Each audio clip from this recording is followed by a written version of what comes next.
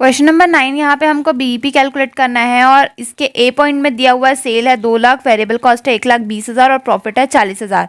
तो इसका सॉल्यूशन होगा, सबसे पहले हमको इनकम स्टेटमेंट कैलकुलेट करना होगा क्योंकि हमारा सेल दिया हुआ है 2 लाख का और वेरिएबल कॉस्ट दिया है 1,20,000 का। मतलब सेल में से वेरिएबल कॉस्ट माइनस करेंगे तो हमारा कॉन्ट्रीब्यूशन आएगा 80,000 का। अब हमको ये पता है कि कंट्रीब्यूशन में से जब अपन फिक्स्ड कॉस्ट माइनस करते हैं तब हमारा प्रॉफिट आता है और प्रॉफिट हमको दिया हुआ था 40,000 का। तो जब हमको यहाँ पे फिक्स्ड कॉस्ट निकालना है तो अपन डायरेक्ट अगर 80,000 में से 40,000 माइनस कर देंगे तो अपन को पता चल जाएगा कि यहाँ पे कौन सा फिगर आने वाला है। तो ये हमारा बैलेंसिंग फिगर होगा 40,000, जो कि हम फिक्स्ड कॉस्ट लेकर चलेंगे। अब बीईपी का फॉर्मूला होता है रुपीस टर्म में fixed cost into sale divide by contribution.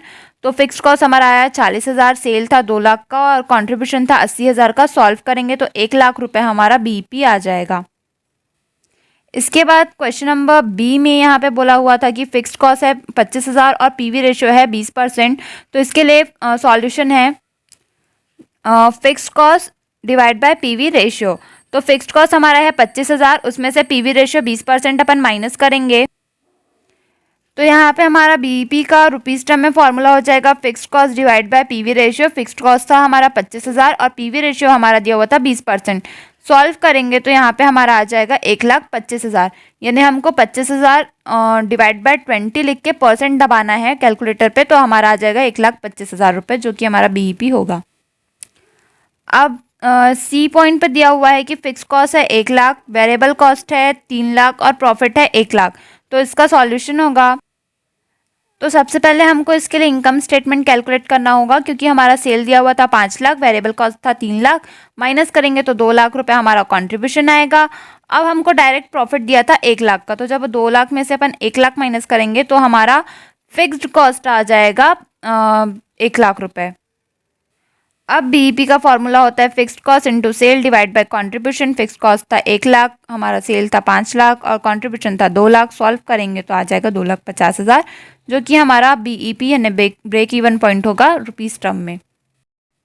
अब डी पॉइंट में हमको फिक्स्ड कॉस्ट दिया हुआ था 63% और वेरिएबल कॉस्ट था 30%। तो इसका फॉर्मूला होगा, तो यहाँ पे पीवी रेशियो के लिए फॉर्मूला होता है 100 माइनस वेरिएबल कॉस्ट रेशियो।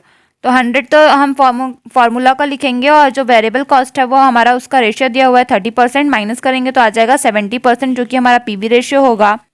इसके बाद हमको break even point rupees term में कैलकुलेट करना है, जिसके लिए फॉर्मूला होता है fixed cost divide by PV ratio. Fixed cost हमारा दिया हुआ था 63% और पीवी रेशियो हमारा है 70%। सॉल्व करेंगे तो हमारा बीईपी आ जाएगा 90,000 रुपीस टर्म में। क्वेश्चन नंबर 10 यहाँ पे हमको ब्रेक इवन पॉइंट कैलकुलेट करना है रुपीस टर्म में, जिसमें हमारा 13-14 का सेल दिया है 10 लाख और 14-15 में दिया है 15 लाख का। प्रॉफिट हमारा 13-14 का है 1 लाख और 14-15 में है 2 लाख का। तो इसका सॉल्यूशन होगा, क्योंकि हमको पता है कि बीईपी निकालने के लिए हमको फिक्स्ड कॉस्ट और पीवी रेशियो चाहिए होता है, तो हम सबसे पहले पीवी रेशियो कैलकुलेट करेंगे, जिसका फॉर्मूला होगा change in profit into 100 divide by change in sale. तो 14-15 में हमारा प्रॉफिट था 2 लाख का और 13-14 में था 1 लाख का, तो उसे हमने लिखा माइनस में इंटू 100 डिवाइड बाय, यहाँ पे सेल हमारा 14-15 का 15 लाख था और 13-14 का था 10 लाख।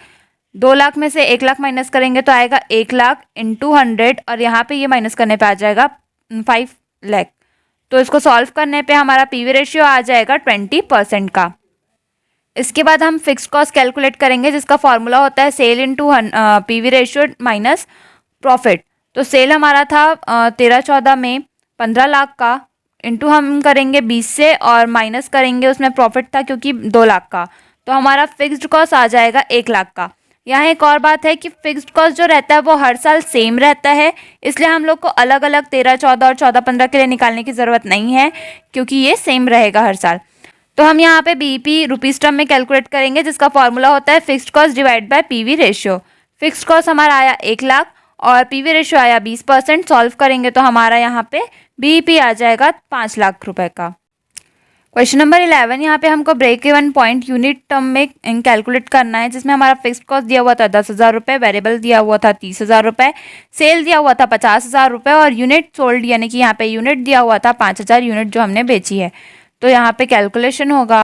अब सबसे पहले हम इनकम स्टेटमेंट कैलकुलेट करेंगे। तो यहाँ पे हमारा सेल रुपीस टर्म में दिया था 50,000 और हमको ये क्योंकि यूनिट में कैलकुलेट करना है इसलिए हम 50,000 को डिवाइड करेंगे सेल पर यूनिट 5,000 से, तो हमारा आ जाएगा 10 पर यूनिट सेल।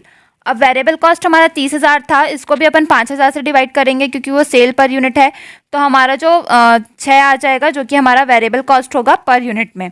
10 में से 6 माइनस करेंगे तो 4 पर यूनिट हमारा आ जाएगा कंट्रीब्यूशन। यहाँ पे भी सेम 50 में से 30 माइनस करेंगे तो कंट्रीब्यूशन आ जाएगा। उसके बाद फिक्स्ड कॉस्ट बता दिया था हमारा 10,000, इसको माइनस करेंगे तो हमारा प्रॉफिट आ जाएगा 10,000 का। इसको भी अपन को सेम इधर पे चेंज करना पड़ेगा यूनिट टर्म में निकालने के लिए। 10,000 को डिवाइड करना पड़ेगा 5,000 से क्योंकि वो हमारा सेल पर यूनिट है, तो हमारा यहाँ पे 2 रुपये पर यूनिट हमारा आ जाएगा फिक्स्ड कॉस्ट। 4 में से 2 जाएगा तो हमारा प्रॉफिट आ जाएगा 2 रुपये पर यूनिट। उसके बाद हम बीईपी का फॉर्मूला लिखेंगे यूनिट टर्म वाला। तो इसमें फिक्स्ड कॉस्ट डिवाइड बाय होता है contribution per unit. Fixed cost हमारा था 10,000 और कंट्रीब्यूशन पर यूनिट था 4 रुपये, तो जब इसको अपन डिवाइड करेंगे तो 2,500 यूनिट हमारा आ जाएगा बीईपी।